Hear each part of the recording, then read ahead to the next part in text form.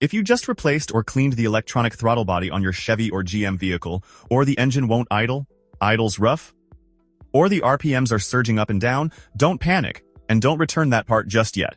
The fix is usually a simple throttle body relearn procedure, and in this video I'll walk you through it step by step, no scan tool required. This works on most late-model Chevy, GMC, Buick, and Cadillac vehicles with electronic throttle control, so cars, trucks, and SUVs alike. Let's get into it. First, a quick 10 seconds on why this happens, because understanding it will save you a headache later. Your powertrain control module, the PCM, doesn't just command the throttle blade to one fixed position. Over thousands of miles, it slowly adjusts the resting angle of that blade to compensate for carbon buildup inside the throttle bore. It learns those values and stores them in memory so your idle stays smooth as the part gets dirty. Now here's the catch. When you bolt on a brand new throttle body, or even just clean your old one, all that stored compensation is suddenly wrong. The computer is still adding correction for carbon that isn't there anymore. So it holds the blade open too far or not far enough, and you get that high idle, hunting idle, or stalling.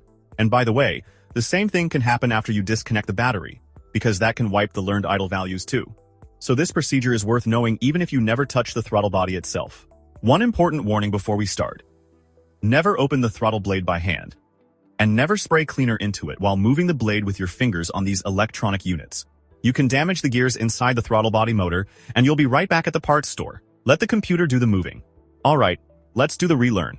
Before you begin, make sure the battery is fully charged, the transmission is in park, your foot is off the accelerator pedal, and the AC and all accessories are turned off. You want the engine as close to normal operating temperature as possible, so if it's freezing outside, this may take a little longer. Step 1. Start the engine and let it idle in park for 3 full minutes. Don't touch the gas pedal. The idle might be high or a little erratic at first, and that's completely normal. What you're waiting for is the computer to start filling in its new idle cells. Somewhere in that 3 minutes, you should notice the RPMs begin to settle and come down. Step 2. Turn the ignition off and leave it off for a full 60 seconds. This lets the module save what it just learned. Don't rush this part. Step 3. Start the engine again and let it idle in park for another 3 minutes. By the end of this second run, the idle should be smooth and sitting right where it belongs. Now, a couple of things that might come up. If the check engine light pops on during this process with idle speed trouble codes, unlikely but possible, clear those codes with a code reader and let the computer keep learning. Old codes can actually block the relearn from completing, so don't skip that. And if the idle still isn't right after all of this, the last step is a drive cycle.